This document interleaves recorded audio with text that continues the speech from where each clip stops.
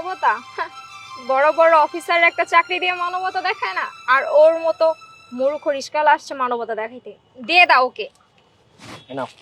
পড়াশোনা করে নাকি ওর মতো অশিক্ষিত কাছ থেকে আমাকে মানবতা নিতে হবে? শালা কোন দেশে আছে? হ্যালো ম্যাডাম, আপনি বারবার অশিক্ষিত মূর্খ বলছেন, এটা ঠিক না। আমি একজন মাস্টার্স কমপ্লিট করা রিকশাওয়ালা।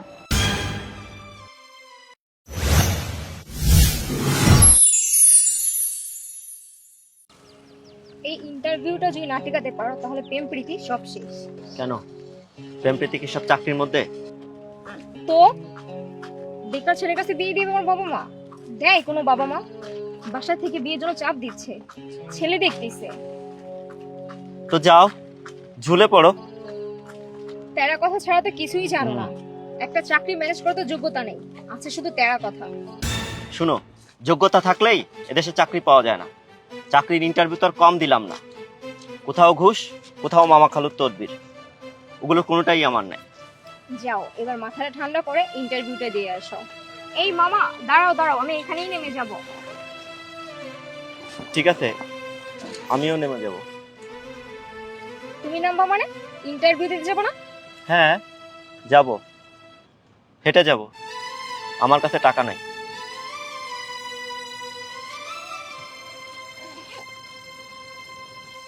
আমার কাছেও তো মনে হয় টাকা নেই, 20-30 টাকা আছে। আমার কাছে কি টাকা থাকে? ব্যাগে ঢোকার আগেই তো তোমার পকেটে ঢুকিয়ে দিই। তাহলে এখন রিক্সা ভাড়া দেবো কি করে? ভাই, ভাড়া লাগবে না, আপনারা যান। ভাড়া লাগবে না মানে? ওই বেটা, আমাদের দেখে কি ফকির মনে হয়? না না, ফকির কেন মনে হবে? আপনারা স্টুডেন্ট মানুষ, বেকার, আপনাদের কাছে টাকা নাই তাই বললাম। টাকা নাই মানে? তোমার মতো অশিক্ষিত রিস্কলার থেকে আমরা দয়া ভিক্ষা নিব তাই মনে হয় তোমার? না না, দয়া ভিক্ষা কেন বলছেন? আমি জাস্ট মানবতার দৃষ্টি থেকে বললাম। মানবতা? বড় বড় অফিসার একটা চাকরি দিয়ে মানবতা দেখায় না, আর ওর মতো মূর্খ রিস্কাল আসছে মানবতা দেখাইতে। দিয়ে দাও ওকে। নাও। পড়াশোনা করে নাকি ওর মতো অশিক্ষিত কাছ থেকে আমাকে মানবতা নিতে হবে? শালা কোন দেশে আছে? হ্যালো ম্যাডাম, আপনি বারবার অশিক্ষিত মূর্খ বলছেন, এটা ঠিক না। আমি একজন মাস্টার্স কমপ্লিট করা রিকশাওয়ালা। ইয়েস, রিক্সা চালানোটা কোনো মূর্খ বা অসৎ কাজ নয়, বরং এটা একটি সৎ পরিশ্রমী কাজ। আর আমি তাই এটাই বেছে নিয়েছি। আপনাদের মতো এরকম দাঁড়ে দাঁড়িয়ে ইন্টারভিউ আমিও দিয়েছি, কোনো লাভ হয়নি। কারণ চাকরির জন্য টাকা আর তদবির কোনোটাই আমার নেই। আর তাই সরকারের পরামর্শ অনুযায়ী উদ্যোক্তা হতে চেয়েছিলাম, কিন্তু সেখানেও প্রশিক্ষণের জন্য সময় সুযোগ দরকার, যেটা আমার নাই। তাই আর দেরি না করে রিক্সাটা নিয়ে একটা গোল সেট আপ করে নেমে পড়লাম।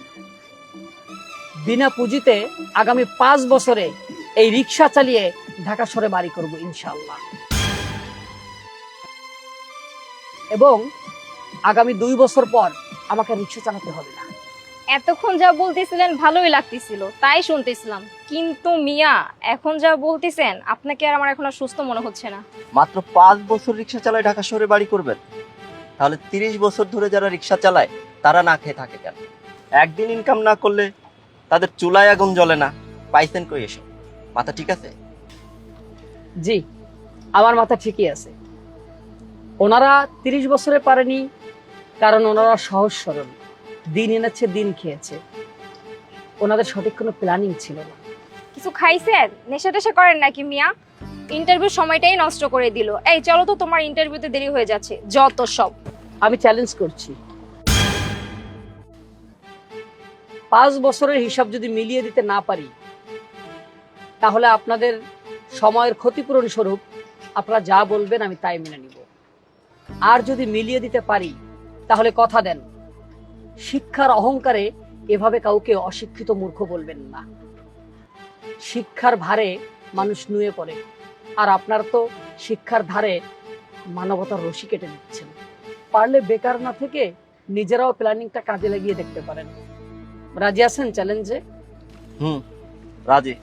নিজেরা করব কিনা সেটা পরের কথা, আগে হিসাবটা তো মিলান। ওই তুমি কি পাগল হইছো? বেহুদা সময় নষ্ট। চলো। দাঁড়াও, সময় যেহেতু নষ্ট হলো, হিসাবটা একটু মিলাই যাব না? দেখি উনি কোন গণিতের ছাত্র, মেলান আপনার হিসাব। দেখি মিলান, যদি আজকে হিসাব না মিলাতে পারেন আপনার কপালে খুব খারাপই আছে। প্লিজ আমাকে একটু হেল্প করবেন, আপনাদের মোবাইলের ক্যালকুলেটর একটু বের করবেন প্লিজ।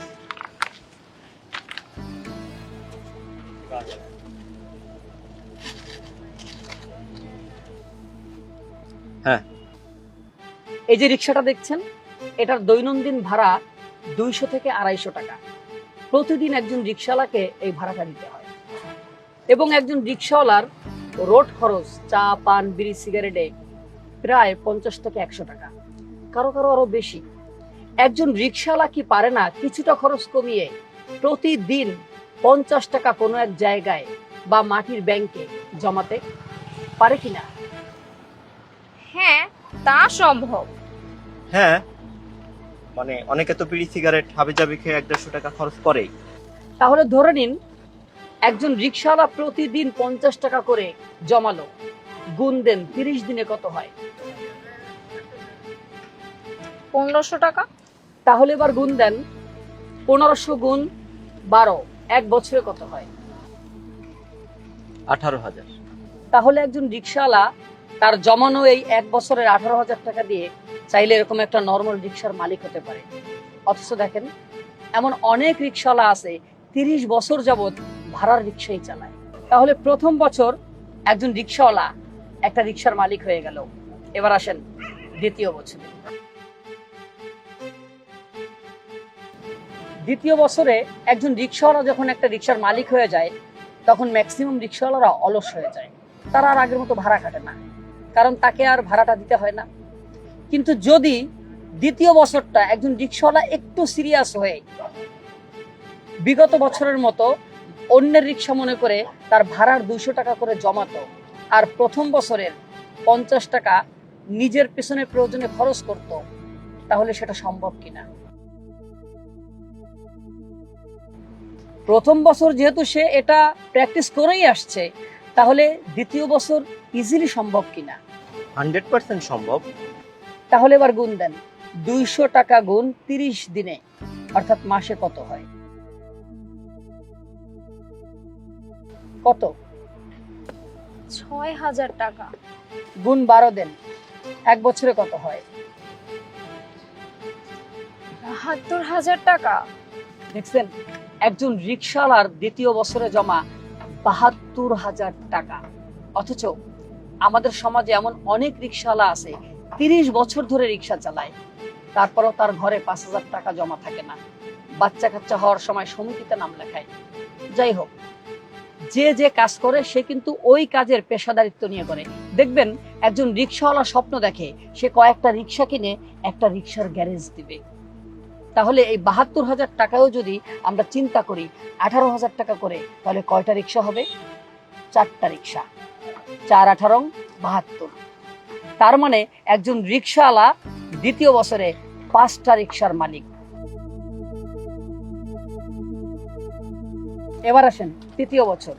আমি বলেছিলাম তৃতীয় বছর থেকে আমি আর কোনোদিন রিক্সা চালাবো না। তৃতীয় বছরে একজন রিক্সাওয়ালার আর রিক্সা চালাতে হবে না। সে তার 5টা রিক্সা ভাড়া দিয়ে প্রতিদিন 200 টাকা করে পাবে, 1000 টাকা। তার মানে মাসে 30,000 টাকা। গুণ দেন বছরে কত হয়? 3,60,000 টাকা। দেখছেন, একজন রিক্সাওয়ালার বাৎসরিক ইনকাম 3,60,000 টাকা। এখানেই শেষ নয়, এখনো 2 বছর বাকি। যেহেতু সে পেশাদারিত্ব নিয়ে কাজ করবে, সেহেতু সে তার ব্যবসাটাকে, গ্যারেজটাকে আরো বড় করবে। 3,60,000 টাকা দিয়ে সে আরো 20টি রিক্সা কিনবে, 18,000 টাকা করে। তার মানে সে সর্বমোট তৃতীয় বছরে হবে 25টা রিক্সার মালিক। চলুন এবার চতুর্থ বছর।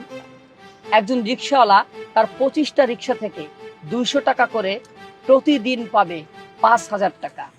গুণ দেন 30 দিনে কত হয়? 1.5 লাখ টাকা। গুণ 1 বছর, 12 মাস দেন। 18 লাখ টাকা। একজন রিক্সাওয়ালার চতুর্থ বছরে ইনকাম 18 লাখ টাকা, ভাবা যায়? এবছরও সে তার ব্যবসাকে বৃদ্ধি করবে। সে তার বিগ প্রজেক্ট এই 18 লক্ষ টাকা দিয়ে সে আর 100টা রিক্সা কিনবে। তার মানে চতুর্থ বছর সে টোটাল 125টা রিক্সার মালিক। চলেন এবার প্ল্যানিং এর শেষ বছরের হিসাবটা মিলাই। চলুন এবার চতুর্থ বছর একজন রিক্সাওয়ালা তার 25টা রিক্সা থেকে 200 টাকা করে প্রতিদিন পাবে 5,000 টাকা। গুণ দেন 30 দিনে কত হয়। প্রতিদিন এই রিক্সাওয়ালা তার 125টা রিক্সা থেকে ভাড়া পাবে 200 টাকা করে। গুণ দেন 30 দিনে কত হয়। 25,000 টাকা। হ্যাঁ, একজন রিক্সাওয়ালার প্রতিদিনের ইনকাম 25,000 টাকা। গুণ দেন তো মাসে কত হয়। 7,50,000 টাকা একজন রিক্সাওয়ালার এক মাসের ইনকাম। এখানেই শেষ নয়, গুণ দেন 7,50,000 টাকা গুণ 12, এক বছরে কত হয়। 75 লক্ষ টাকা। এই ধারাবাহিকতায় সম্ভব কিনা এবার বলুন তো। 5 বছরে একজন রিক্সাওয়ালার মাসিক ইনকাম 7,50,000 টাকা, বছরে 75 লক্ষ টাকা। তাহলে এই 75 লক্ষ টাকা দিয়ে ঢাকা বা তার আশেপাশে একটা বাড়ি করা সম্ভব কিনা। আমি ধরে নিলাম এখানে শুধু আয় না, ব্যয়ও আছে। আয় ব্যয় মিলে 50% হলেও বাৎসরিক ইনকাম 35 লক্ষ টাকা প্লাস। কিন্তু দেখেন আমাদের সমাজের রিক্সাওয়ালারা আজীবনই দিনমজুর থেকে যায় সঠিক প্ল্যান আর অলসিতার কারণে। হাজার পরিশ্রম করেও তারা মূল জায়গায় অলস।